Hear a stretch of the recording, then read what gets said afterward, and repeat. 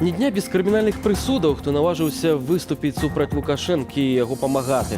Сёння 1,5 года хатняй хіміі атрымаў кіроўца таксі Сергей Шары, які назваў намесніка начальніка крымінальнага вышуку баранавіцкага раусу Ігора Ярохіна мразотай.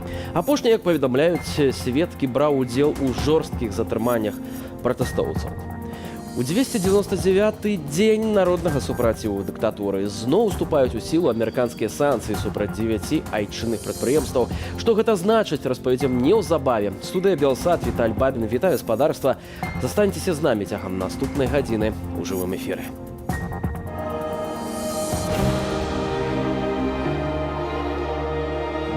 Все эти суды – это формальность, абсолютно политические дела. Конвейер включился, как говорится, репрессий, поэтому вот попали под него. Я не унываю, все нормально будет. Заставляют под пытками, под угрозами жизни родственникам, соседей, друзьям, заставляют говорить вот этот написанный текст. Вот, принуждают их это делать. Поэтому, естественно, я уверена в этом, что, конечно, и такие же насильственные методы применяют и к нашему сыну.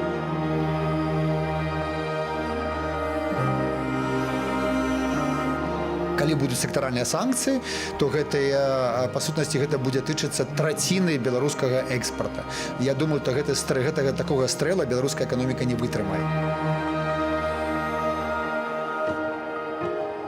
На данный момент санкции – это максимум, что может сделать Европа и Запад для того, чтобы хоть как-то нормализовать ситуацию. Надо отвечать за все те злодеяния, которые ты делаешь, и если внутри страны не могут навести порядок, то надо, чтобы это хоть немножко была отдача и наказание из других стран.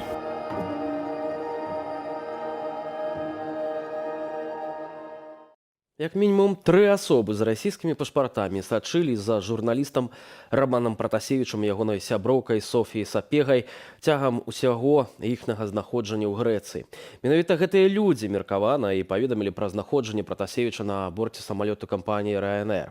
Лічаць следчыя службы ўнутранай бяспекі Грэцыі. З намі на сувязі журналіст, публіцыст Ігор Ільяш. Вітаю.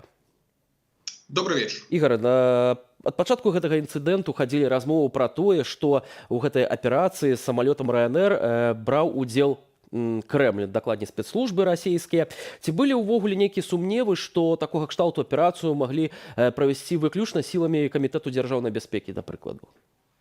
Тэарэтычна такое магло быць, але ж адразу мы ў першы ж дзень, у першыя гадзіны фактычна даведаліся пра то, што былі гэтыя 3 грамадзяніна з расійскімі пашпартамі, якія не паляцелі далей у Вільню, а сышлі ў Менску. І далей трэба, конечно, разумець кантэкст. Па-першае, тое, што Масква і Менск актыўна супрацоўнічаюць у пераследзе іншадумцаў. Па-другое, трэба разумець, што, безумоўна, расійскія спецслужбы маюць значна больш рэсурса і значна больш дасведчаныя ў міжнародных аперацыях, а Грэцыя – гэта не тая краіна, дзе, так бы мовіць, беларускія спецслужбы маюць досвед працы. Трэба сказаць, дастаткова ўзгадаць, што няма нават амбасады ў Грэцыі беларускай. Таму, безумоўна, было прасцей правесці гэту аперацыю пры дапамозе расійскіх спецслужб. Таму я, в прынцыпе, адразу думаў, што прынамсі грэчаская частка аперацыі, яна курыравалася якраз ФСБ.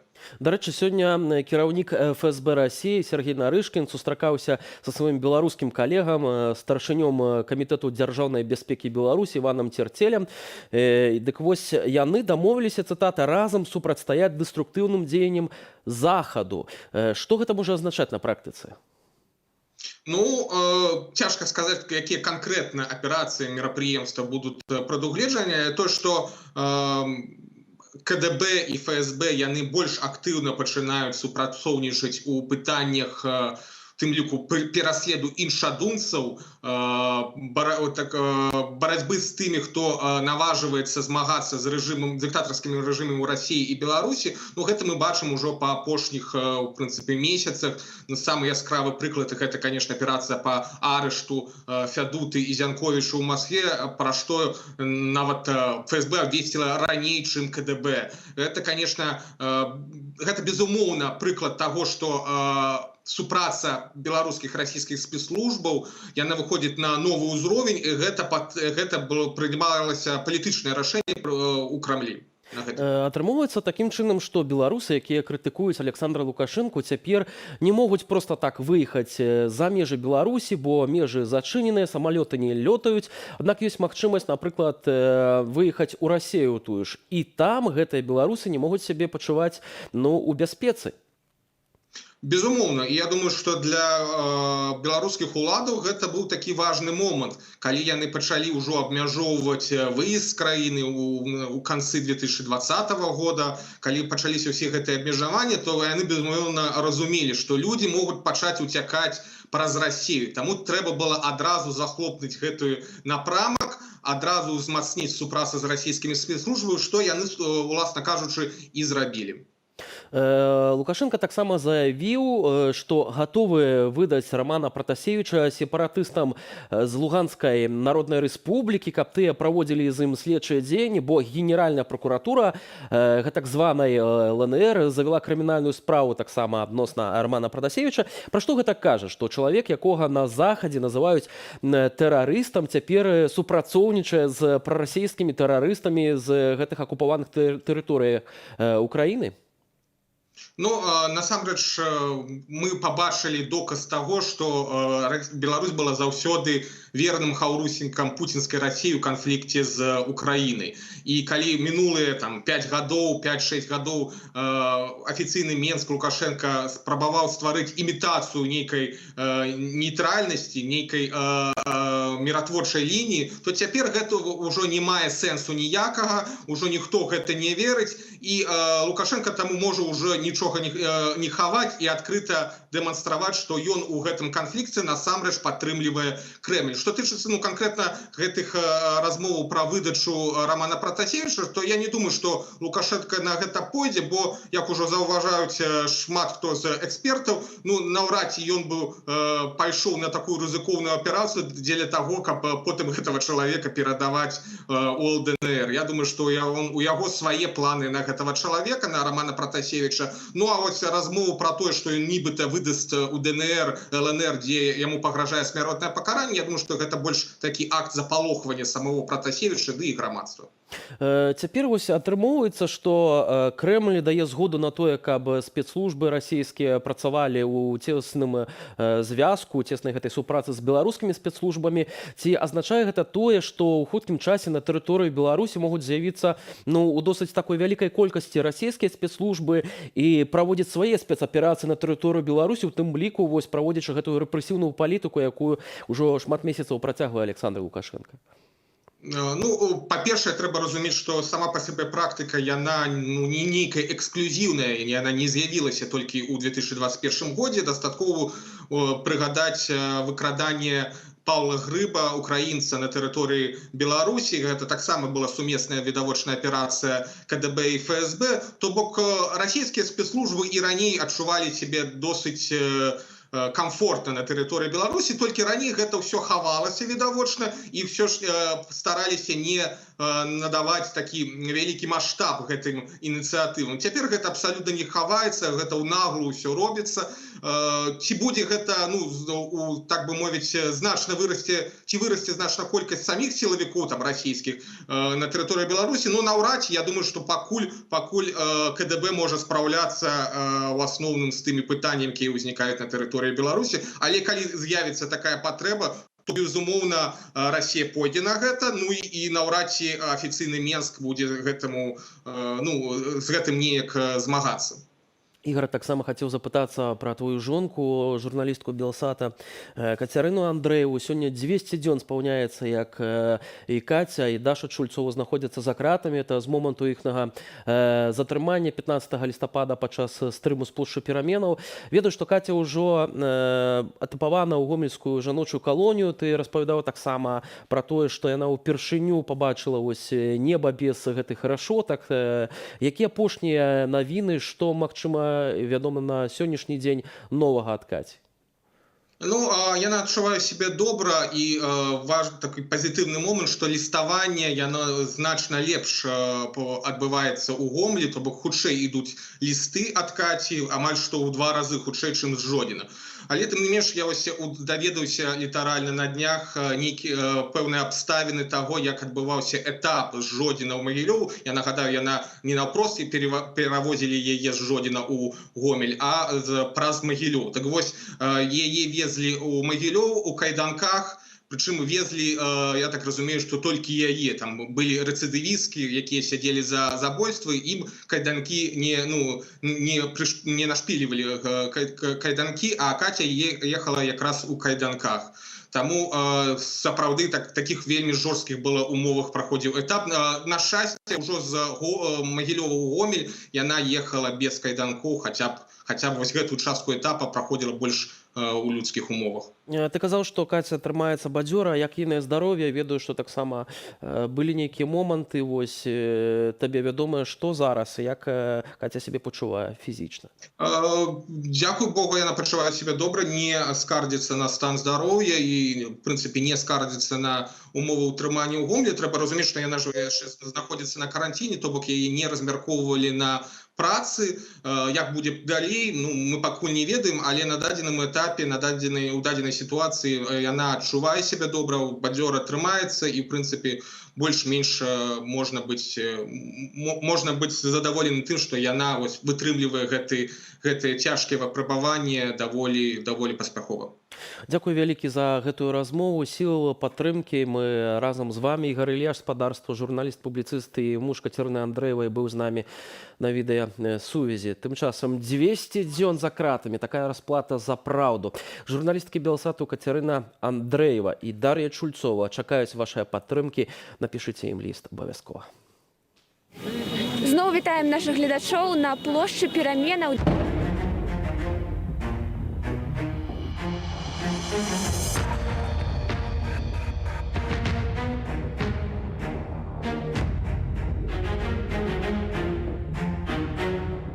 Час ад часу мы былі вымушаныя класціся на падлогу.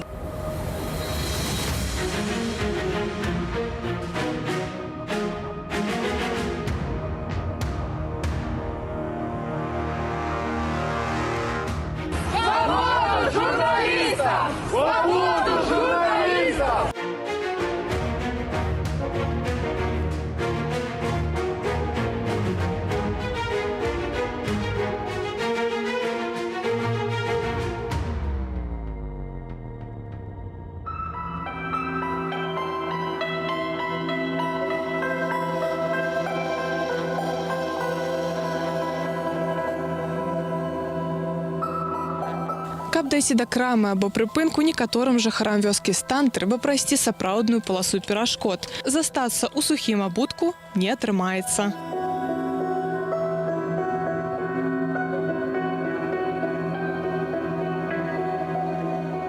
Переживаю за вас, но это не продлится вечно. У меня все будет хорошо. Это ведь не конец жизни. Жаль, что не могу написать много, но могу сказать, что мы все с этим справимся.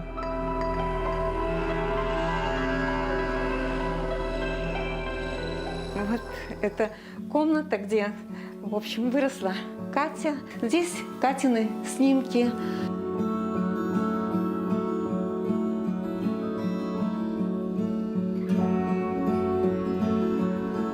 Мы знаходзімся на праспекце Пераможца ў Менску, дзе проста цяпер сабралася некалькі тысяч мірных дэманстрантаў.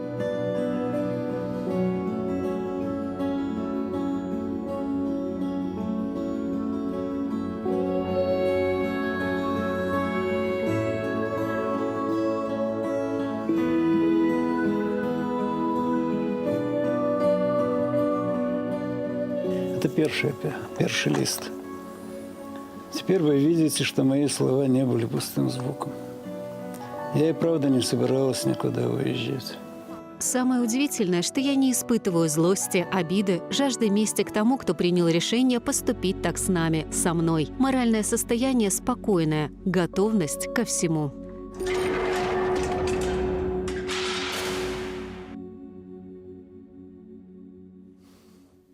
Ну а мы змяняем тэму і размаўляем пра эканоміку.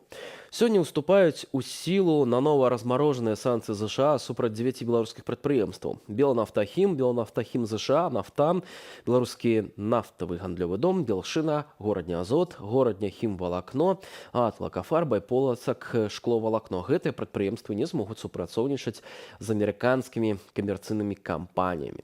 А з намі на сувязі вядомы эканаміст, даследчы цэнтра Мізеса Ярослав Романчук. Вітаю вас. Прывітанне, добрага вечара. Спадар Ярослав, улады Беларусі ўжо адрэагавалі так званымі сіметрычнымі санкцыямі ў адносінах да афіцыйнага Вашынгтону. Напрыклад, плануюць скараціць персанал дыпламатычнай місіі, таксама ўзмацніць жорсткасць візавых працэдураў, абмежаваць працу амерыканскіх спецыялістаў у Беларусі. На ваш погляд, як бы вы характарызавалі вось гэткі сіметрычны ці не зусім сіметрычны адказ Менску ў бок Вашынгтону? Видите, гэта некая балотная сіметрыя, таму што, ну, добра, 8 прадпрыемстваў беларускіх, але зноў, калі паглядзім на гандлёвы баланс, на тое, што адбываецца з нафтапрадуктамі сёння, то мы бачым, што гэта бурны ўзрост. Напрыклад, у Еўразвяз, які значна больш важны для Беларусі з пункту гледжання гандлю нафтапрадуктамі, хімічнымі таварамі, ўзрост у першым квартале 86%. Гэта сапраўдны бум. Санкцыі амерыканскія былі больш такімі, ведаеце, псіхалагічнымі, палітычнымі, таму што яны не былі звязаны з тымі іншымі суб'ектамі, якія супрацоўнічаюць потым далей з амерыканцамі. Калі зменіцца фармат санкцыяў, напрыклад, калі там Белнафтахім, альбо Азот, альбо тыя прадпрыемствы ў гэтым спісе, і калі, напрыклад, тыя працуюць праз расійскімі кампаніямі, з нямецкімі, польскімі, там, літоўскімі, і яны таксама хацелі бы супрацоўнічаць з амерыканцамі, і яны пападаюць пад санкцыю. Вось гэта будзе вельмі балюча, таму што трэба будзе рабіць нейкія пракладкі, і пакуль, напрыклад, іх знойдуць, гэта будзе нейкі час. Ведаеце, што ў траўні, напрыклад, адна з кампаніяў, якія была ў гэтым спісе, яна змяніла назву, змяніла склад акцыянераў, і я не ведаю, ці, напрыклад, яна будзе фармальна падпадаць пад санкцыі ці не. Так што шмат ёсць магчымасцяў гэтыя санкцыі абысці, але тое, што беларускі бок дэманструе, ну, гэта проста, ведаеце, ну і так не працавала, ну і зробім усё тое, каб гэтага не было.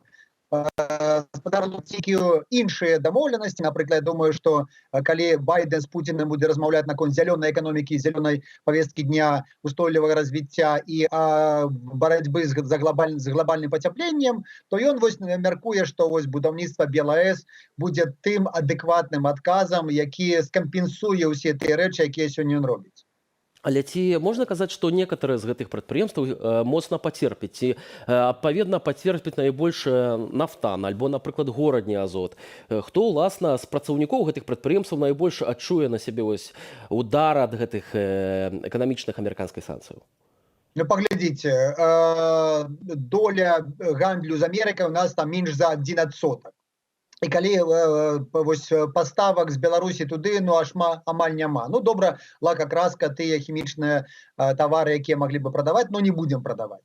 Але зноў, калі гэта будзе беларускія тавары, якія прайдуць праз расійскія кампаніі, праз офшоры, праз латышскія кампаніі, праз дочкі гэтых прадпрыемстваў, якія знаходзяцца ў розных краінах, не толькі ў Еўразвязе, ці гэта будзе адсочвацца, як і санкцыі будуць накладацца на тавары з Беларусі, з менавіта з тых прадпрыемстваў, ці гэта ўжо будзе тавар, які будзе куплены ў них. Вось гэта вельмі важнае пытанне, ці гэта будзе адсочвацца ці не. Калі санкцыі будуць таксама распаўсюджвацца на тыя кампаніі, якія будуць мець справы з беларусамі, вось гэта будзе балюча. Сёння, калі будзе таксама такі расклад, які быў 8 гадоў таму, то гэта зноў, акрамя маральнага незадавальнення, псіхалагічнага ціску, палітычнага ціску, нічога не будзе, ніякіх наступстваў не будзе. Але тое, што беларускі бок робіць, напрыклад, не дазваляе працаваць дыпламатычнай місіі, нават тым амерыканцам, якія хацелі б разгортваць альбо стымуляваць прадпрыемства, прадпрымальніцтва, інвестыцыйныя праекты. Вось як гэта зноў стрэл сабе ў голову, таму што калі ў краіне, напрыклад, я ведаю, таму 2-3 гады таму амерыканскі бок разглядаў нават магчымасць адкрыць у Беларусі некую там філію беларускай палаты, гандлёвай палаты, як каб амерыканскі бок меў досвед альбо інфармацыю наконт таго, што робіцца ў Беларусі, то сёння гэтага не будзе. Каму ад гэтага горш? Ну, безумоўна, Беларусі, таму што ўсе хацелі б атрымаць тэхналогіі, грошы, магчымасці кіравання, вопыт кіравання амерыканскіх кампаніяў. Сёння гэтым вопытам будуць кіравацца альбо выкарыстоўваць і ўсе вакол, нават Расія, якая вось форум у Санкт-Петербургу праводзіць, там шмат амерыканцаў, і вось гэта не перашкаджае Расіі казаць пра супрацоўніцтва з амерыканскім бізнесам. Ну а беларусы, ведаеце, нават калі агенцтва да развіцця выганяюць, ну гэта ўжо некае неразуменне таго, што можна якім фармаце працаваць з Амерыкай. Тым больш, што ўлады Беларусі, хаця нібыта і не занепакоеныя гэтымі санкцыямі, аднак, напрыклад, прэм'ер-міністр Беларусі Роман Галоўченка кажа, што Беларусь атрымае ад гэтых санкцыяў не проста яна выстаяць, а нават атрымае зарад бадзёрасці, і што наперадзе Вялікая Азія. Ці вы таксама аптымістычна глядзіце вось на такі сцэнар для айчыннай гаспадаркі? Роман Галоўченка нагадвае вось такога з анекдота прапаршчыка, які можа ўсё ж заўгодна зрабіць, каб толькі яго пахвалілі начальнікі. І калі ён казаў, вось у 2021 годзе пачнецца новы інвестыцыйны нейкі бум. Ну, потым ужо прайшло 4 месяцы, ні бума няма, ні інвестыцыяў няма, нічога няма. Галоўченка сама кажа, ну вось, глядзіце, вы ўсё выстаім. А як вы можете выстаяць у сітуацыі, калі, напрыклад, вось калі санкцыі сектаральныя былі бы, так, то гэта было бы 35% беларускага таварнага экспарту. Гэта просто быў бы такі абвал. Я не бачу аніякіх прыгатаванняў, там нейкіх захадаў да таго, каб нейкім чынам не дапусціць да абвалу эканомікі, да абвалу бюджэту і па сутнасці да дэфолту. Так, гэта будзе па сутнасці сітуацыя, якую эканамісты называюць манапсоніяй, таму што адзіная краіна, якая можа быць зацікаўлена ў тым, як каб улажыць грошы сюды, быць адзіным інвестарам апошняй надзеі, адзіным крэдыторам, гэта Расія. І зноў Расія, калі ёсць канкурэнтнае поле, тады гэта адна цана, а калі ёсць рэцэсія і толькі адзін пакупнік, гэта другая цана. Так што вось такі падыход Галоўченка, менавіта ён можа і думае, што на менавіта такой здзелцы можна нешта зарабіць. Можа, яны проста спадзяюцца, што Расія зноўку дасць $500 мільёнаў, а потым яшчэ і яшчэ. Всё ж такі Александр Лукашенко ездзіў у Сочы, сустракаўся з прэзідэнтам Расіі. Але зноў, гэта $500 мільёнаў, гэта не грошы, якія пойдуць у нейкія золатавалютныя рэзервы, гэта грошы, якія пойдуць на выплату даўгоў перад Расіяй, каб не было ніякіх стратаў. Ну, па сутнасці, для Расіі гэта не такія вялікія грошы, ну, але зноў павялічваўся знешні доўг. Вось, і внутраны доўг расце, і знешні доўг расце, і адзіны, вось, ведаеце, для мяне, калі беларускі бок быў бы так упэўнены ў тым, што ён робіць, ён бы паехаў на Петербургскі форум, у Расію, і казаў бы, вы глядзіце, добрая краіна, добрыя магчымасці, укладвайце ў нашу эканоміку, нават дайце нам магчымасць размеркаваць аблігацыі ў расійскіх рублях. Нават гэтай гаворкі няма. Так што, Роман, на жаль, у нас са спадаром Ярославам прервалася сувязь. Думаю, што мы яшчэ будзем гэтую тэму далей абмяркоўваць. Ярослав Романчук, вядомы эканаміст, кіраўнік цэнтру Мізаса, быў з намі на сувязі. А як вы думаеце, хто вінаваты ў размарозцы амерыканскіх санкцый? Жыхары Віцебску даюць свае адказы, давайте их послухаем. Даже не знаю, что вам ответить по этому поводу. Вполне какая-то реакция должна была последовать от Европы. Я человек маленький, я ничего сказать не могу. Реакция на что? На посадку самолета с иностранными гражданами. Всегда есть какая-то истина и всегда есть правда, с какой стороны на нее не посмотри, которая будет у всех сторон разная, у всех своя. Я думаю, что на данный момент санкции — это максимум, что может сделать Европа и Запад для того, чтобы хоть как-то нормализовать ситуацию. Потому что кроме белорусов здесь никто ничего не сделает, боюсь. Надо отвечать за все те злодеяния, которые ты делаешь, и если внутри страны не могут навести порядок, то надо, чтобы это хоть немножко была отдача и наказание из других стран. Но они же мотивируют это определенным действием политиков, поэтому, как это сказать, я думаю, они знают, что делают. Народ, конечно, не заслужил, но тут же не о народе речь идет, а о правительстве.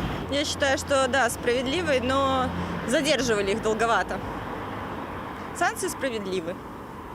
Они нам нужны. Я думаю, они нам помогут. Не сразу, но помогут. Я в политике не разбираюсь. Это не против Беларуси, а против властей, по-моему. А правы власти, не правы, это я не в курсе, извините. Очень несправедливо. Сволочь Америка. Ее давно надо поднять в воздух, паразиты. Ну, я считаю, мало того, что они справедливые, они еще должны быть эффективными. Ну, я на это очень сильно надеюсь. Это все это подстегивает нас к светлому будущему. Я очень на это надеюсь. То, что творит руководство нашей страны в последнее время, не может не вызывать отклик всех адекватных людей, в том числе руководителей стран. Я сильно за политикой не слежу, но думаю, что особо нет. Ну, хотя, учитывая, что творится у нас в стране, может быть, оно и справедливо. Смотря что происходит сейчас с последними событиями, я считаю, это справедливо, потому что, слишком долго это уже продолжается. Как результат противодействия какого-то, наверное, справедливо. Да, справедливо. Я считаю, что нужно было делать быстро и сильно, а не растягивать это надолго, чтобы дать время подготовиться.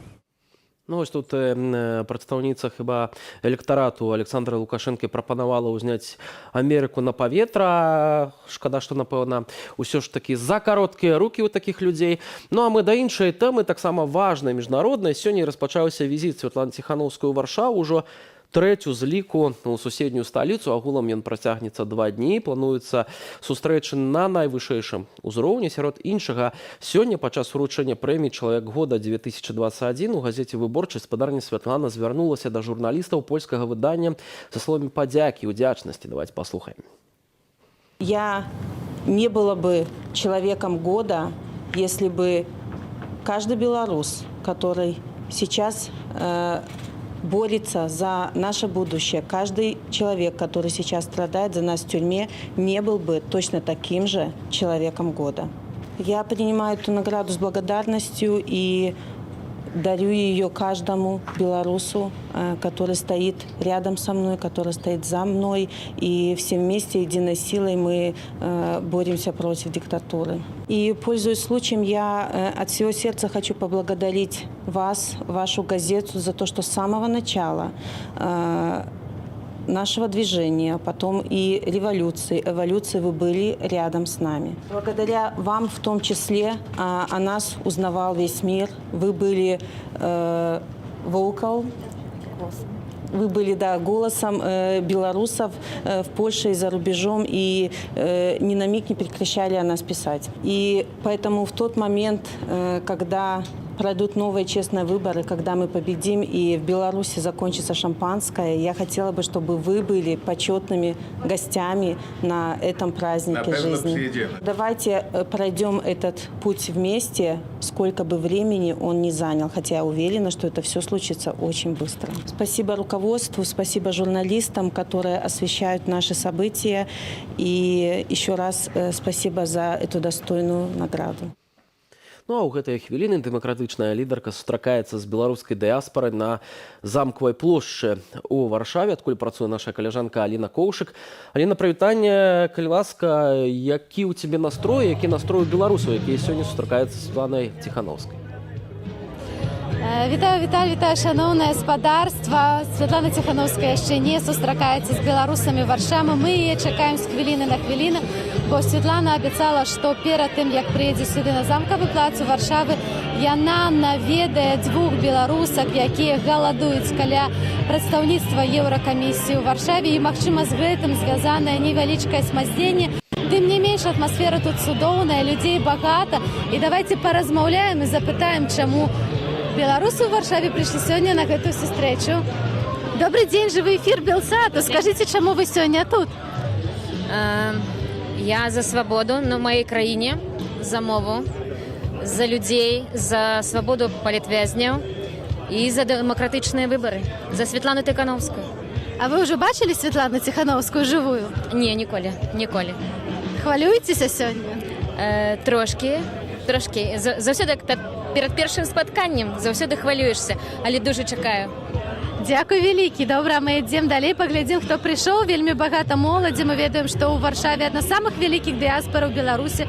Тут таксама шмат студэнтаў. Добрый дзень. Добрый день. Можем поразмаўляць? Это живы эфир Белсату. Добрый. Чему ты сегодня тут? Поддержать белорусов, как и свой народ. И высказать, свою точку зрения. Ты давно в Варшаве? Да, 1 год. А чему съехал? Я тут учусь и после августовских мероприятий. Дякую вялікі. Як вы бачыце, багата чырвона-белых сцягоў, багата таксама багата таксама партрэтаў палітзняволеных. Вось мы бачым, тут дзяўчыны таксама трымаюць партрэт, трымаюць кветкі. І зараз запытаем. Добрый дзень, гэта жывы эфир Белсату. Добрый день. Чаму вы тут сёння? Не wiem jak to. А могу по-русскому, если что, да? Можете на любой мове. Хорошо, спасибо большое.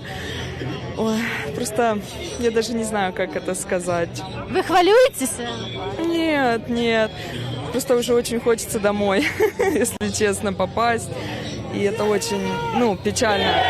Вся эта ситуация, у меня умерла мама, и я не смогла даже туда поехать, потому что вот такая ситуация там происходит. Это было совсем недавно, месяц назад. Это очень тяжело, когда такое творится. И хочется, чтобы скорее это закончилось. Ты спадзяешься подарить гэтыя кветкі Светлане? Так, хотелось бы. Очень хотелось. Всего добрага. Так што вось, шаноўнае спадарства, вельмі шмат эмоцыяў, усе чакаюць на спадарню Светлану, яе пакуль яшчэ няма. Мы бачым, што прыйшлося прывітаць спадарню Светлану, я думаю, так, чалавек 300. Гэта яшчэ не самы вялікі мітынг з тых, што праходзілі ў Варшаве. Найбольшыя мітынгі былі асабліва пасля перадвыбарчых пратэстаў Беларусі. Цяпер людзі прыйшлі, хутчэй для нас гэта сёння свята, і усе казалі таксама пра тое, што ўспрымаюць Светлану Тихановскую як абраную лідарку нашага народа. Бачым, што тут таксама шмат дзяцей, якія прыйшлі з бацькамі. Гэтыя дзеці таксама ўспрымаюць Светлану Тихановскую як лідарку. Сёння была сустрэча ў цэнтры беларускай салідарнасці з беларускай школкай, дзе дзеці проста не адпускалі Светлану Тихановскую. А вось мы бачым, што тут беларусы з Санкт-Петербурга, і мы запытаем. Добрый день. Это живы эфир Белсату, не хочаце размаўляць? Добрый день. Живы эфир Белсату. Чему вы сегодня сюда пришли? Во-первых, поприветствовать нашего законного президента Тихановскую Светлану. А во-вторых, конечно же, оказать поддержку всему белорусскому народу. Але что вы можете сделать тут за межой тем белорусам, которые застались в Украине? Финансовая поддержка. Но я не знаю, чем еще я могу помочь. Но я считаю, что если мы, те, которые находимся здесь, хотя бы немного окажем финансовой поддержки, мы покажем, что мы их поддерживаем, и это придаст силы тем людям, которые остались, которые сидят в тюрьмах. Они будут знать, что за них есть кому постоять здесь, кто придет на помощь в трудную минуту оставшимся без работы и вышедшим из тюрем. Дзякуй вялікі, сапраўды. Апошнімі месяцамі мы адчуваем неверагодную салідарнасць усіх беларусаў.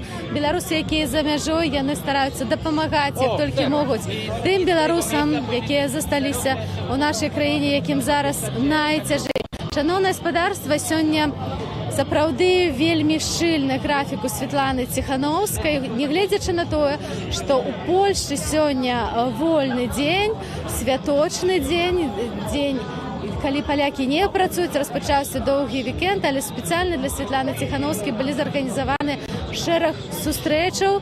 Яна атрымала сёння ганаровае званне чалавека года польскай, адной з самых уплывовых польскіх газетаў, газеты «Выборчай». Заўтра больш палітычная павестка, дзе Святлана Ціханаўская сустрэнецца у тым лікам з прэзідэнтам Польшчы, з спадаром Анджэем Дудай. Гэта адбудзецца ў ягоным палацы ў Бельведеры. Так што так выглядае сёння гэты мітынг, гэта сустрэча беларусаў, шмат музыкі, шмат пазітыва, шмат дзяцей, людзі з чырвона-белымі сцягамі. Хто які сімвал мае, той такі сімвал і прынёс. А можа, мы яшчэ каго-нибудь запытаем? Давайте яшчэ пройдземся. Давайте запытаем, хто тут у нас яшчэ прыйшоў? Вітаю, добрый дзень. Жывы эфир студии «Белсат». Чему вы сегодня пришли сюда? Потому что это очень важно выразить свою поддержку белорусам, которые не смогли сегодня прийти, которые не имеют возможности в Беларуси выйти на подобное мероприятие, потому что им это грозит определенными последствиями. А кем для вас является Светлана Тихановская? Президентом. А с кем вы сюда пришли сегодня? С друзьями. А вы из каких городов? Минск. Баранович. И Венец. А я з Гародні. Як ми бачимо, географія вельми широка. Будете чекати, поки Світлана приїде? Конечно. Не спішаєтесь? Нет, абсолютно. А што гэта значыць адчуваць, калі сёння такой грамадой так шмат беларусаў? Што вы адчуваеце ў такім натоўпе? Гордость. Серьезно? Да. Радость, что много неравнодушных людей, которые хотят выразить свою поддержку. А поляки цікавятся тем, что отбывается в Беларуси? Конечно, очень. Я работаю в польской фирме, и очень волнуются все за Беларусь. Каждый мне написал, выразил поддержку. Гэта просто цудоўна. А вы атрымоўваеце асабіста нейкія выразы падтрымкі і салідарнасці з боку палякаў? Да, практически каждое какие-то события, которые происходят, то находит отклик какой-то в сердцах тоже жителей Польши. И очень много комментариев, каких-то слов поддержки идет в сторону тоже Беларуси. Цудоўна. Шановне господарство, все ж дякую вялікі вам за размову. Мы все ж чекаем на Світлану Тихановскую, якая мае приехать, але пакуль яе няма. А мы запытаем яшчэ беларусаў. Добрый день. Добрый день. Я бачу, это хіба целая семья? Так? Не? Так атрымалася. Скажите, калі ласка, будете чекать до конца, пока Світлана приедет? Так, а чему не? А что, она может не приехать? Не, она крыху спазняется. Давно вы живете в Варшаве? 4 месяца. А чему съехали? На стажировку. По программе Киркланд. Не звязана з падзеямі палітычнымі? Часткова. Але вы думаеце, Польша нейкім чынам можа дапамагчы беларусам дамагчыся зменаў у нашай краіне? Так, можем. Як? Праз санкцыі. Калі будзем менш стасавацца з рэжымам Лукашэнкі, то так, это будзе дапамога. Дарэчы, і яшчэ будзе дапамога, калі будзе дапамагаць беларусам, якія вымушаны з'ехаць з Беларусі. Таксама, яна зараз ужо гэта робіць, і гэта вельмі вялікая падтрымка для беларусаў. Так, сапраўды, дзякуй вялікі. Гэта, дарэчы, тыя тэмы, якія Святлана Тихановская будзе ўздымаць на высокіх палітычных сустрэчах. Гэта падтрымка беларусам, падтрымка рэпрэсіянавана, падтрымка тым, хто вымушаны быў уцікаць з Беларусі. Бачыце, тут становіцца вельмі гучна. Людзі скандуюць «Жыве Беларусь», а гэта азначае, што хутчэй за ўсё Святлана Тихановская ўжо пад'язджае сюды. Але, спадзяюся, мы пабачым гэта ў наступным нашым злучэнні. Студыя. Дякую вялікі, Аліна. Аліна Коўшык, наша журналістка, працавала з замкавага пляцу ў Варшаве, дзе сёння беларуская дыяспара сустракаецца з Святланай Тихановскай. Кабінет прадстаўнікоў палітыка прэзентаваў у Варшаве праект праграмы падтрымання, на што могуць разлічваць беларусы, што далучыліся да страйкавага руху, а таксама тыя, хто ўжо пацярпеў праз свой пратэст. Прэзентаваў праект прадстаўнік Святланы Тихановскай у эканамічных справах Алеся Ляхнович. Проект программы прадугледжвае 8 механізмаў падтрымкі. Па-першае, гэта вызваленне і рэабілітацыя ўсіх палітычных зняволеных. Па-другое, аднаўленне ўсіх пратэстоўцаў на сваім месцы працы. У выпадку, калі людзі, якія былі звольненыя па палітычнаму загаду, не захочуць вяртацца на сваё былое месца працы, іх чакае падтрымка ў форме. Гэта альбо фінансаванне адукацыйных праграм, то бок праграм перападрыхтоўкі. Па-другое, гэта стымуляванне працаўладкавання ў прыватным бізнесе праз вызваленне ад аплаты падаткаў і узносаў у фонд сацыяльнай абароны насельніцтва з боку фірмы, якая наймае былога палітычнага чалавека, які быў пераследаваны палітычна. Па-трэцяе, гэта беззваротны грант на адкрыццё прыватнага бізнеса, калі чалавек жадае і адчыніць свой бізнес і мае бізнес-план на гэта, то будзе створаны спецыяльны фонд, з якога можна будзе атрымаць даволі значную суму $10 000 на канкрэтны бізнес-праект. Чацвёрты механізм падтрымкі – гэта выплата розных фінансавых выдаткаў, якія людзі панеслі ў сувязі са зрывам кантракту, калі яны сышлі з дзяржаўнай службы, з праваахоўных органаў, бо былі незгодныя выконваць злачынныя загады. Ёсць таксама аднаўленне студэнтаў звольненых, адтэрміноўка па іпатэчным крэдытам для пацярпелых, кампенсацыя матэрыяльная і нематэрыяльная шкод ад рэпрэсій і ўрэшце чацвёртае гэта падтрымка прыватнага бізнеса, які пацярпеў праз пераслед. Я бы хотела сказать, что стачка – это мирный и эффективный способ добиться перемен. Поэтому я хочу призвать мировое сообщество. Помогайте стачечному движению финансово. Это очень важно для того, чтобы сохранить рабочее движение. А рабочим в Беларуси я хотела бы сказать, пожалуйста, присоединяйтесь к объединенному стачечному движению. Потому что главное, чтобы рабочие поддерживали друг друга. Станьте примером для остальных белорусов, потому что в солидарности наша сила. Спасибо. Краіны захаду не адзіныя, з кім дыктатар разрывае адносіны, тэрарызуючы свой народ і ставячы пад пагрозу жыцці іншых грамадзянаў, як у выпадку з прымусовай пасадкай самалёту РНР. Лукашенка за апошні час моцна сапсаваў дачыненні з афіцыйным Кіевам, у тым ліку, і не спыняецца на гэтым. Ці прывядзе гэта да поўнага разрыву стасункаў? Нашай студыі з'явіўся генерал-майор запасу службы бяспекі Украіны Віктор Ягун. Добрый вечар. Добрый вечар. Спадар Віктор, відавочна, што сёння беларуска-украінскія адносіны перажываюць вялікі крызіс, што яны, напэўна, горшыя за доўгія гады. Як бы вы их зараз охарактеризовали?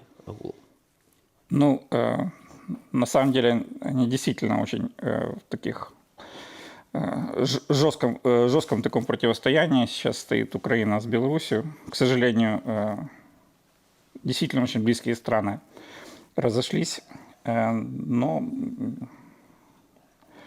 не с вины Украины. Вот в чем проблема. Это проблема не наша, это проблема диктатора. Украина последние 7 лет пыталась найти какие-то точки соприкосновения, пыталась как-то договориться, потому что вы сами понимаете, что иметь такую огромную границу, больше 1000 километров, и не обезопасить ее с севера, для Украины тоже это часть национальной безопасности непосредственно. И, к сожалению, мы сейчас столкнулись с такой ситуацией, что если раньше эта страна, ну, диктатор, по крайней мере, держал, если не нейтралитет, то, по крайней мере, категорически не вставал на какую-то ту или другую сторону, то на данный момент мы можем констатировать, что мы в самых худших взаимоотношениях за последние, наверное, 30 лет. Ну і, да рэчы, вось Лукашенко працягвае накручваць гэтую сітуацыю. Ён дамовіўся з Пуцінам, што, ну, прынамсі так хоча Лукашенко пусціць вось гэтыя рэйсы ў акупаваны Крым, такім чынам фактычна, дэ-факта прызнаць Крым часткай Расіі. Праўда, наколькі ўжо афіцыйны Кіев адрэагаваў на гэтыя намаганні Лукашэнкі пагуляць у гэтай гульне нейкім чынам і сказаў, што будуць уведзеныя санкцыі. Наколькі гэта можа паўплываць на ситуацию, наколькі яшчэ можа пагоршыцца гэтыя адносіны? Я думаю, что есть куда ухудшаться, к сожалению. И все заявления Лукашенко за последний вот этот период, когда произошла ситуация с посадкой самолета, она больше похожа на шантаж Украины. То есть, к сожалению, там нет ничего конструктивного. Основные заявления – это вот мы сейчас сделаем, мы сейчас увидим. Это не только Крыма касается. Даже вот эта вот ситуация, когда он пригласил так называемых следователей из этих псевдореспублик, даже это говорит про то, что это один из элементов шантажа Украины, что вот если вы будете дальше нас зажимать, то мы вот придем и эту черту, и фактически признаем существование этих недореспублик. Эта ситуация с самолетом Ryanair и увогуле з арыштам Романа Пратасевича вельмі моцна закранула, конечно, еўрапейскія краіны. Украіна у тым ліку вельмі так адназначна адрэагавала на гэты выпадак, на гэты інцыдэнт. Фактычна называюць Лукашэнку зараз міжнародным тэрарыстам. Аднак ці могуць, напрыклад, беларусы, якія знаходзяцца ва ўкраіне, пачувацца сябе бяспечна, бо Александр Лукашенко і некаторыя іншыя асобы з атачэння Александра Лукашэнкі, у тым ліку так званы дэпутат Гайдукевіч, пагражае, напрыклад, кіраўніку народнага антыкрызіснага ўпраўлення Паўлу Латушку выкраданнем, напрыклад, альбо, магчыма, нейкія іншыя правакацыі на тэрыторыі Украіны, так і заходніх краінаў. Ці вы не выключаете таксама такое? Я ничего не выключаю. Скорее всего, что это тоже как бы больше шантаж.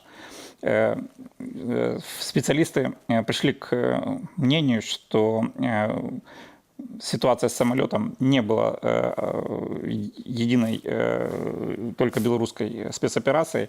Скорее всего, что в этой спецоперации принимали участие и российские спецслужбы, и просто белорусские КГБ и ее спецслужбы, к счастью, не имеют такие длинные руки. И проводить какие-то спецоперации за границей у них очень ограниченные возможности. Их очень четко и очень легко можно вычислить. К сожалению, у россиян намного больше есть возможностей. Учитывая их взаимоотношения, это как раз тот вариант, когда они могут перейти черту и попросить русских провести одну из спецопераций. Не думаю, что это будет на Украине, потому что к русских в Украине тоже там не очень такие большие возможности, и это очень для них опасно. Но что-нибудь такое организовать где-нибудь в одной из стран Европы в образец того, как Россия ликвидирует своих оппонентов, да, не исключено, что такое может быть. А чому ви впевнені, що в Україні не можуть яны правернуць такія спецаперацыі? Вось, напрыклад, са справай Паўла Шеремета вельмі шмат пытанняў было, і тады размаўлялі пра тое, што да гэтага можа быць датычнае у тым ліку КДБ. Я знаю эту ситуацию, мы неоднократно ее обговаривали. Там есть все-таки вопросы не сколько белорусских спецслужб, хотя это нельзя там откидывать надо, это все проверять. Я там все-таки думаю, что там больше коммерческие какие-то следы и какие-то коммерческие разборки, потому что там были в свои моменты. Пускай следствие разбирается. Я не думаю, что это был след белорусских спецслужб. Потому что на тот период, когда это все произошло, Лукашенко точно было невыгодно разрывать какие-то там отношения и рисковать ситуацией с Украиной. Вы вот сказали аккурат таки про опасения афіцыйнага Киеву з паўночнай мяжою, канешне, раней магчыма, не ведаю, калі вы непасрэдна працавалі ў службы бяспецы Украіны, разглядаўся варыянт вось наступу расійскіх войскаў на тэрыторыю Украіны праз Беларусь. Ці зараз разглядаецца ўвогуле такі сцэнарый? Смотрите, граница Беларуси и Украины проходит по Полесью. Что с белорусской, что с украинской стороны, там очень тяжелые условия для каких-то там широкомасштабных наступательных операций. Если такие операции возможны, то это малыми отрядами и по четким линиям. Украина рассматривала эту опасность, и поэтому в Житомирской области была развернута специальная бригада, которой там не было до начала боевых действий с Российской Федерацией. Эта бригада уже фактически сформирована, и она готова именно к работе в условиях Полесья. Для того, чтобы развернуть какие-то войска для Беларуси, это тоже должно быть время, и это будет зафиксировано, потому что все-таки разведка работает очень плотно по белорусской стране.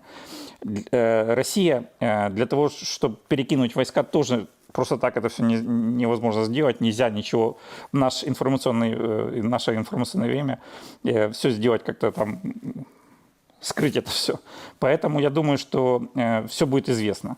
Тем более, что Лукашенко в очередной раз пропетлял, не разрешил России ввести свои боевые подразделения на территорию Беларуси, и Россия будет вынуждена развернуть 20 дополнительных воинских частей по границе, в том числе и с Белоруссией, и с западными странами, по западной границе России. Я думаю, что это как раз те подразделения быстрого развертывания, которые могут войти в Беларусь и провести какие-то там воинские действия, даже, возможно, без разрешения Лукашенко.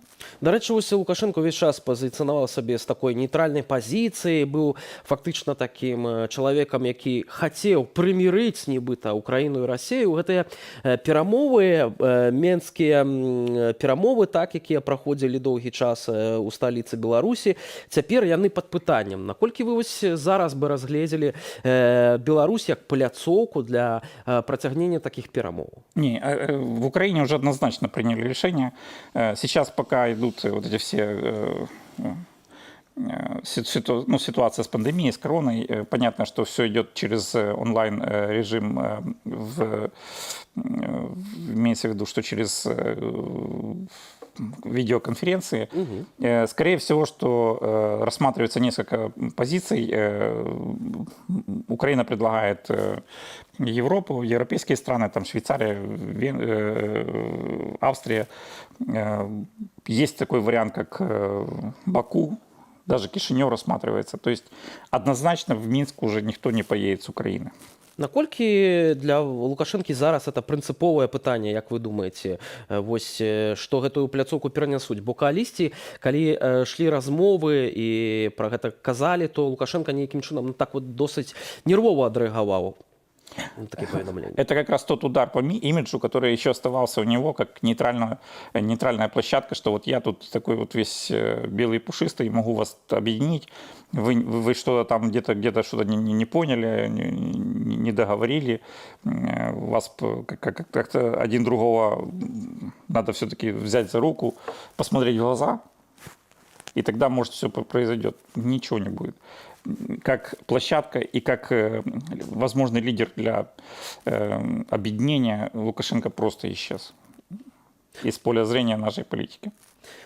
Спадар Віктор, і ўсё ж такі, вяртаючыся, напрыклад, да падзеяў 2013-2014 году, сёння мы кажам пра тое, што расійскія спецслужбы даволі так спакойна сябе пачуваюць на тэрыторыі Беларусі, праводзяць гэтыя аперацыі, аднак раней былі факты, у тым ліку, што украінскія спецслужбы таксама вербавалі беларусаў, і нават былі гучныя справы, таксама была справа з выкраданнем на тэрыторыі Беларусі расійскімі спецслужбамі грамадзяніна Украіны Паўла Грыба.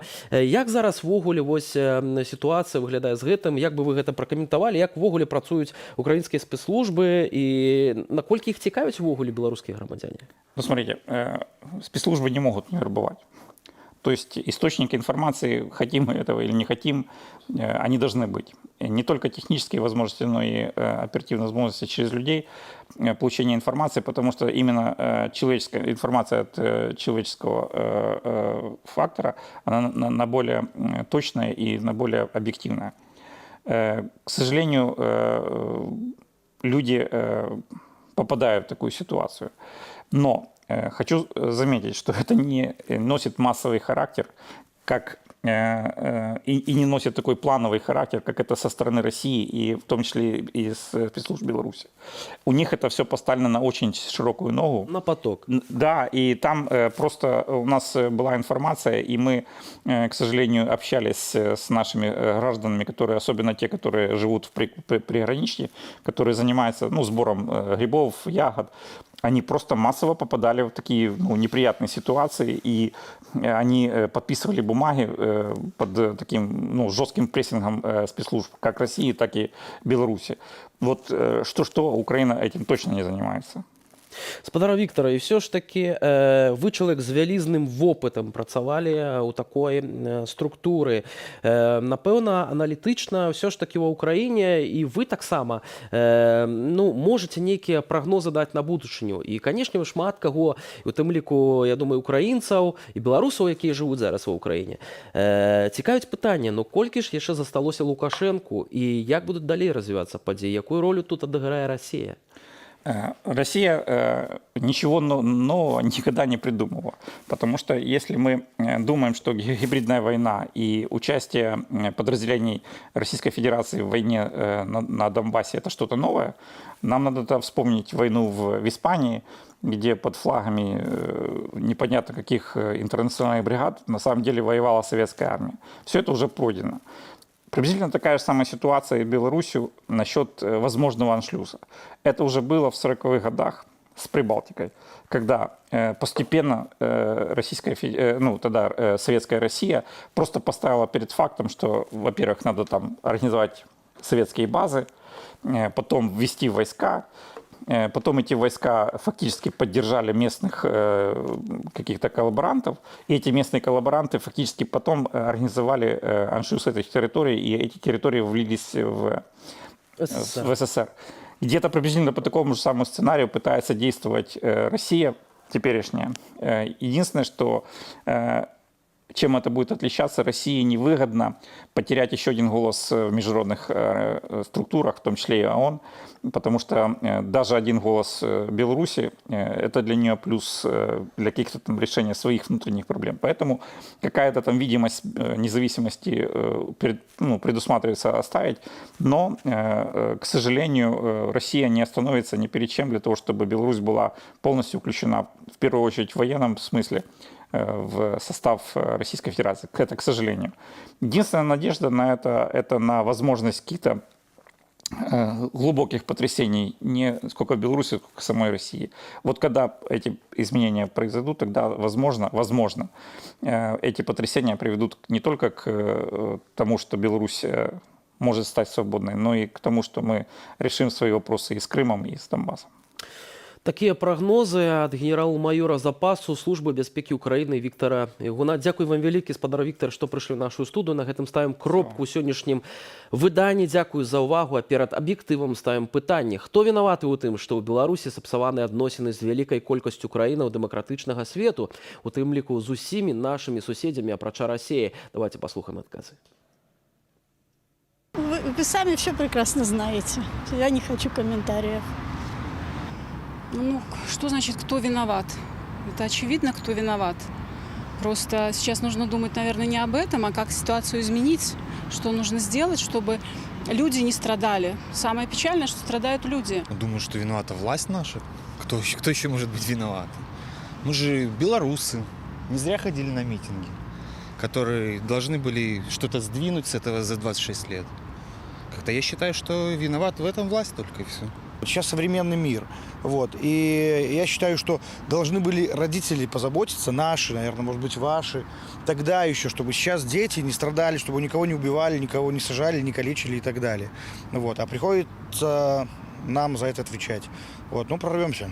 Люди точно не виноваты. Наверное, все-таки как-то кто отвечает за политику, не смогли сохранить хороших отношений. Кто виноват, у нас один может быть только виноват, к сожалению. Все, что он говорил на пресс-конференции, правильно говорил, только он забыл, что он сам, собственно, кашу эту всю и заварил. Сложно тут найти виноватых, наверное, это такой ход истории, на мой взгляд. Как-то хочется верить, что должна ситуация разрешится. Я на это лично надеюсь, потому что, лично я не знаю, как на это повлиять. Однозначно, кто виноват? Белоруссия. И один только человек виноват, который незаконно удерживает власть. Вот и все. Больше никаких разговоров других нет. Это который в стране устроил террор конкретно виноват один человек, да, из-за него все вот это вот и происходит, и вот эти вот действия, потому что, ну, на нас, на обычных граждан просто как бы, ну, наплевательски относятся, ну, я так считаю, это сугубо мое мнение. А все вот ресурсы, новости, можно почитать комментарии, и это будет картинка складываться, и я думаю, что люди тоже такого же придерживаются мнения. Политики, наверное, виноваты. Политики, я не знаю, кто виноват больше. Дело политики. Я в этих делах не разбираюсь, но я считаю, только политика. Кто виноват? Самолет, наверное. А кто еще будет? Самолет. Зачем он там летал?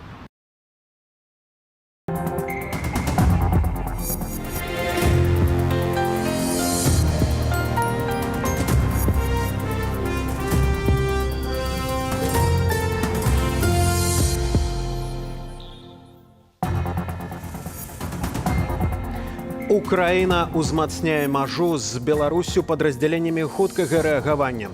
А ў чарзе на выезд з нашай краіны назбіралася каля 1700 грузавікоў у розных кірунках. 21 гадзіна ў студыі Кірал Смеглікаў.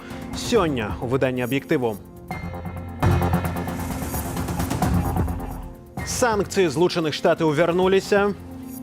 Па сутнасці гэта будзе тычыцца траціны беларускага экспарта. Я думаю, то гэтага такога стрэла беларуская эканоміка не вытрымае. Романа Пратасевіча паказалі на дзяржаўным тэлебачанні. Іхняя задача гэта дзяліць, сварыць, напаўняць інфармацыйную прастору шлакам, каб ніхто нікому не давяраў. Святлана Тихановская прэзентавала праграму падтрымання ўдзельнікаў стачнага руху. Очень важно, чтобы мы сейчас объединяли свои силы для совместной борьбы, подготовки к стачке и защиты своих прав.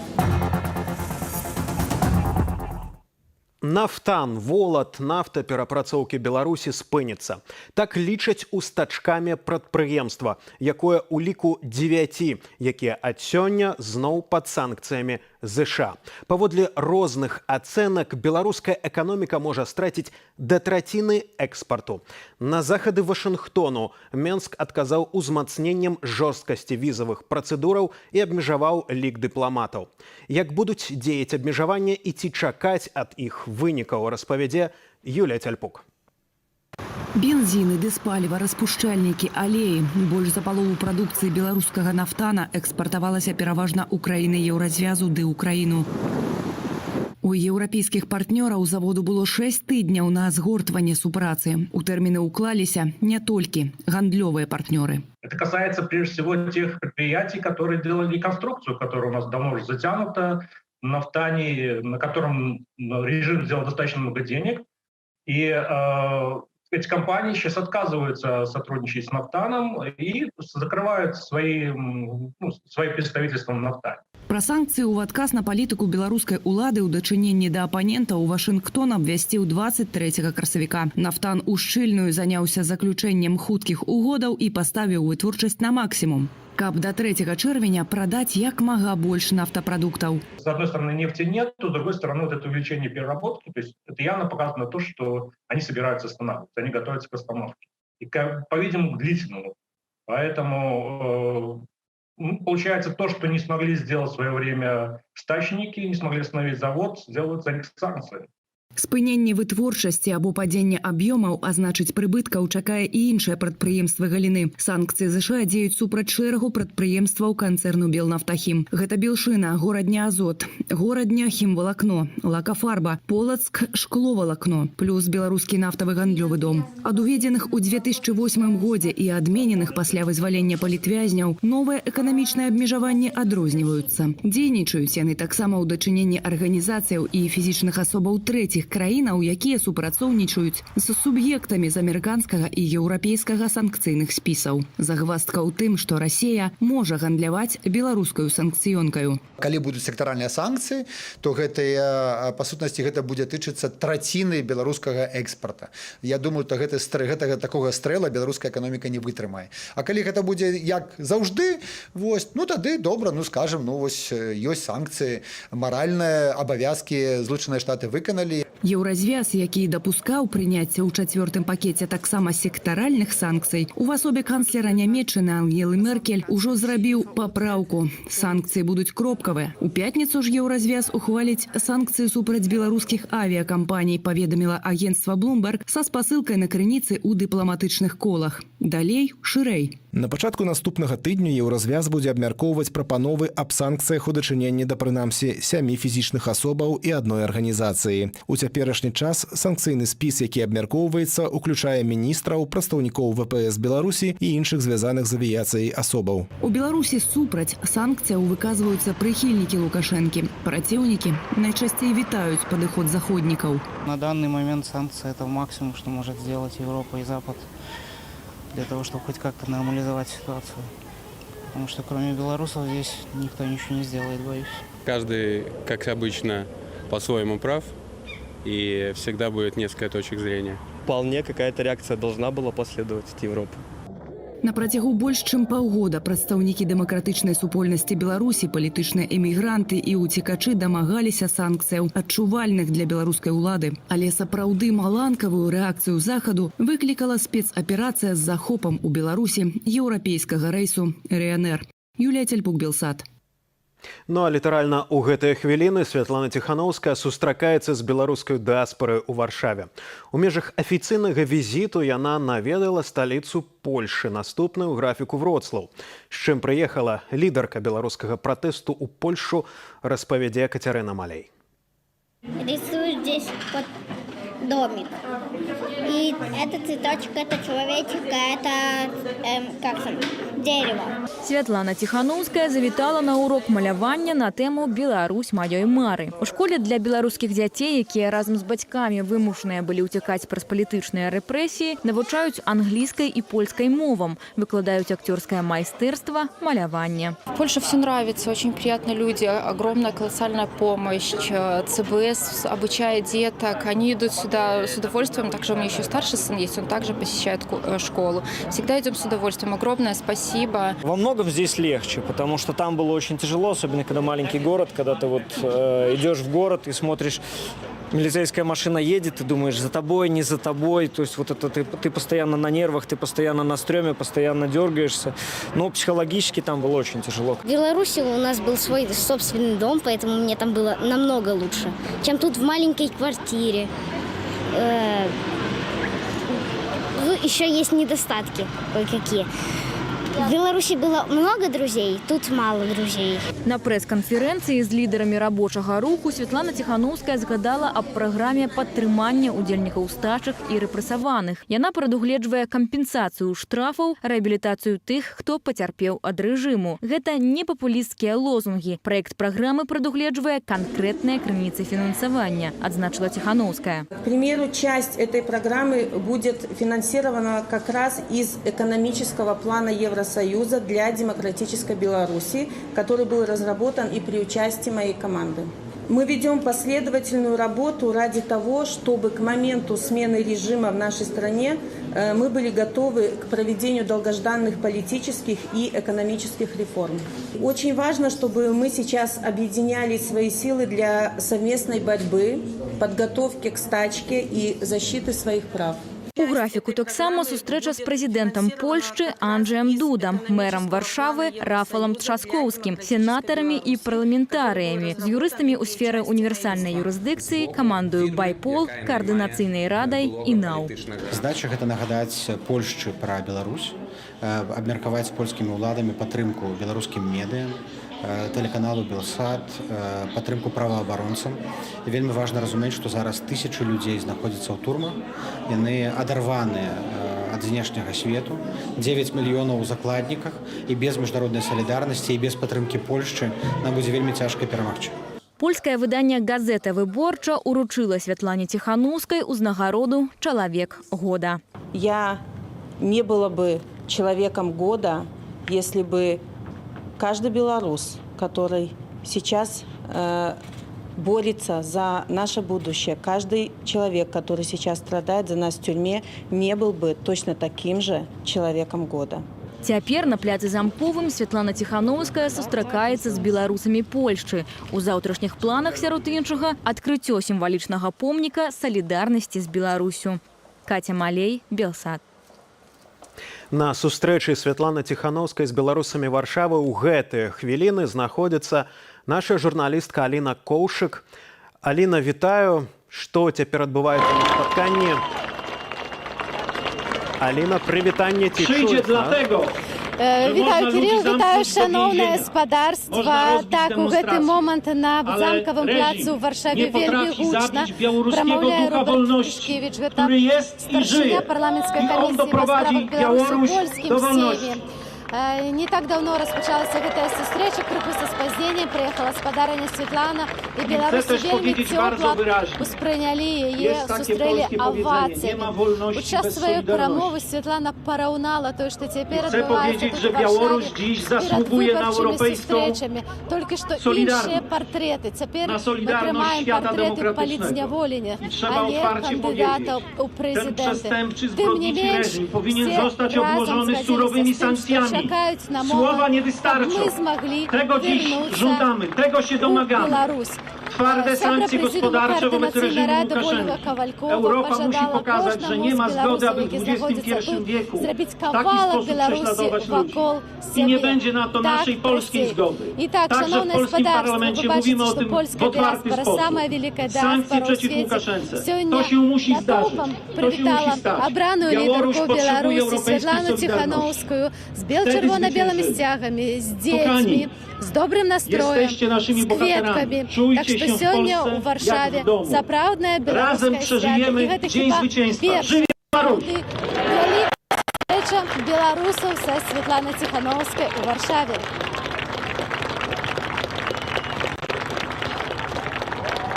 І гэта была Аліна Коўшык, якая зараз знаходзіцца ў самым цэнтры Варшавы, дзе цяпер ёсць Святлана Ціхановская, яна сустракаецца з беларусамі Польшы. Мы змяняем тэму.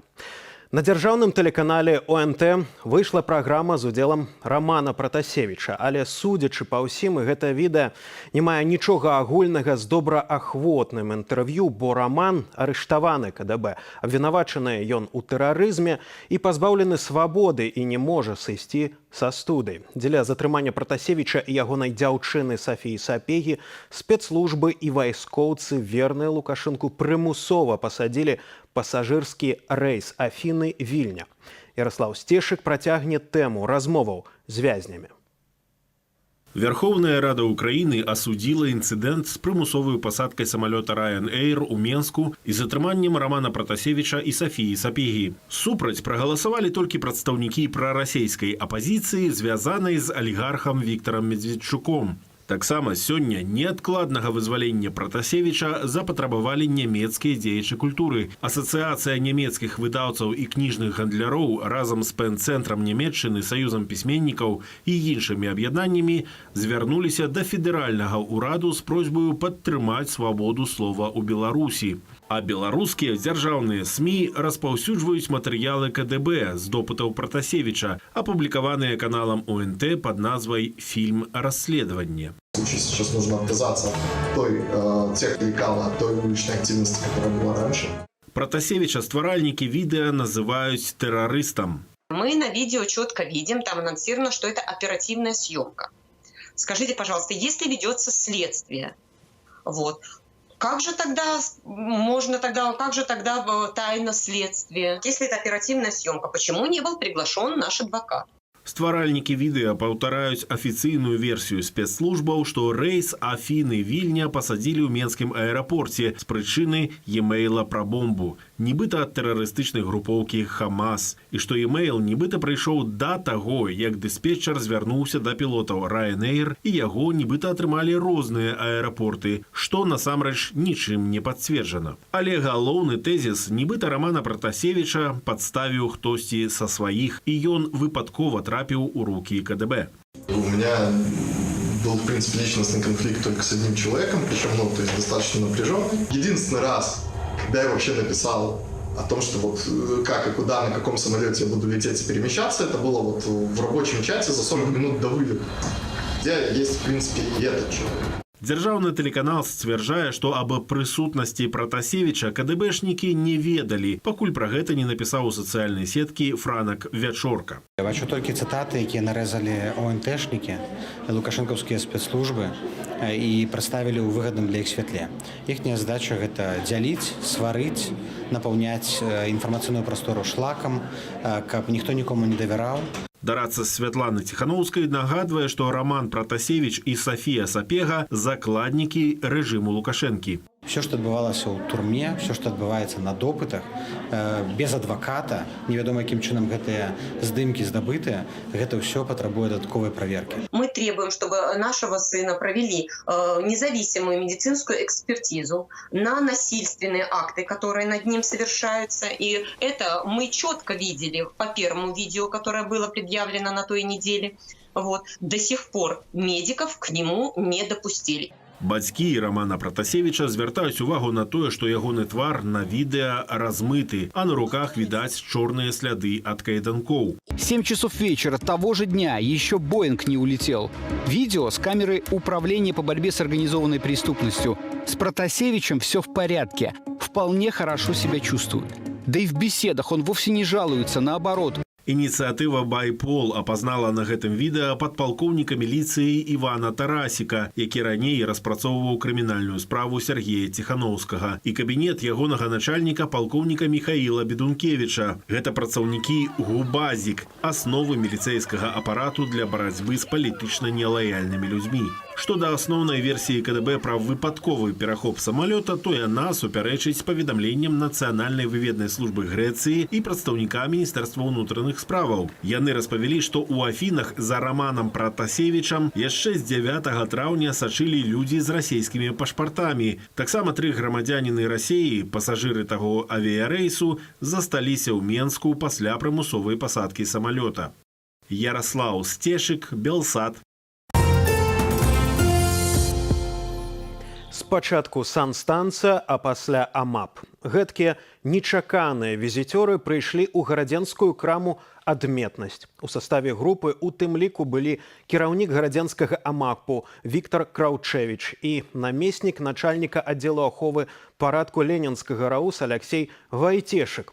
Вядома, што з крамы забралі тавары белага і чырвонага колеру, а працаўніцу крамы Вольгу Вераміенка затрымалі.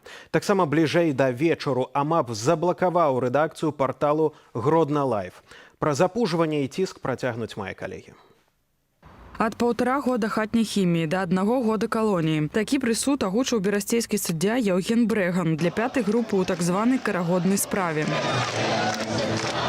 13 берасцейцаў пакаралі за карагод на скрыжаванні бульвару Касманаўтаў і праспекту Машэрава 13 верасня. Все эти суды – это формальность, абсолютно политические дела. Конвейер включился, как говорится, репрессий, поэтому вот попали под него. Были ребята, которые согласились со своим приговором, кто-то полностью, кто-то частично, поэтому... я всех людей понимаю, тут идет просто уже на, как говорится, на минимизацию ущерба для себя. Андрэя далі 1,5 года хіміі з накіраваннем. Сваёй віны ён не прызнаў і збіраецца цягам 10 дзён абскардзіць гэты прысуд. Надежда, что тут скоро все изменится, и... У меня не надежда, у меня уверенность, поэтому все будет хорошо. И я своего приговора не боюсь абсолютно, не страшно. Абаронца плошчы пераменаў Сцяпан Латыпаў, які ў судзе ўваткнуў сабе асадку ў горла, застаецца ў палаце медычнай часткі СІЗА. Паводле сваякоў Сцяпана стан палітвязня задавальняючы. Перадачу з лекамі для яго прынялі. Сцяпану апрацоўваюць і перавязваюць рану на шыі, а таксама колюць антыбіётыкі для далечвання постковіднай пнеўманіі. Судовы працэс плануюць аднавіць 10 чэрвеня. Пра спробу суіцыду Латыпава выказалася Міністэрства замежных справаў Нямецчыны. Гэта шакуе і сімвалізуе безнадзейнасць, у якую Лукашенка занурае беларусаў з дапамогою рэпрэсіяў і жорсткага гвалту. Вось чаму дарэчна зноў заявіць пра нашае патрабаванне, а менавіта вызваліць усіх палітзняволеных, перайсці да нацыянальнага дыялогу і правесці свабодныя, сумленныя і законныя выбары. Рэдактарку спецпраектаў сайту Гродно Лайф Ірыну Новік пакаралі штрафам 25 базавых. Яе абвінавацілі паводле адміністратыўнага артыкулу, нібыта за распаўсюд экстрэмісцкіх матэрыялаў. Выязны суд адбыўся ў ленінскім раус-горадні. Перад гэтым журналістка двое сотняў правяла ў изолятары гарадзенскай турмы нумар 1. Умовы былі жорсткія. З 6 раніцы і до 10 вечара жанчыне забаранялі сядаць. Ужо з РВД мяне адправілі ў турму. Я не ведаю, чым гэта выклікана, но, магчыма, гэта акцыя запалохвання для ўсіх астатніх. Альбо, можа, вырашылі, што я такая небяспечная, што калі раптам мяне на 2 сутак аставіць на волі, то я тут учыню які-небудзь экстрэмізм. 8 месяцаў у СІЗА чакаюць судовага выроку 4 палітвязні. Браты Тамаса Тимур Піпія, а таксама Дзяніс Болтуць і Віталь Шышлоў. З Віталём Шышловым Мус апублікавала класічны ролік з пакаяннем. На відэа рукі мужчыны завязаныя за спінай, а сам ён у нейкім лесе. Мы выходили, перекрывали дороги, махали флагами и кричали о том, чем мы недовольны. Усіх 4 вінавацяць у актыўным удзеле ў масавых беспарадках летась у жніўні і верасні. Пацярпелымі ў справе праходзяць 2 міліцыянтаў. Сілавікі ў цывільным перашкаджалі працы журналістаў у будынку суда, а сябры абвінавачаных паведамілі, што гэтай справай таксама зацікавіўся губазік. Ірына Карніенка, Белсат. Ну а тым часам наши гледачы пастаянна дасылаюць нам фота і відэа сваіх акцыяў падтрымання палітвязняў і ўвогуле тых, хто зазнае пераслед. Як беларусы падтрымліваюць адзін аднаго у нашым наступным матэрыяле. Степан, живи! Герои нам нужны! Живи, Беларусь!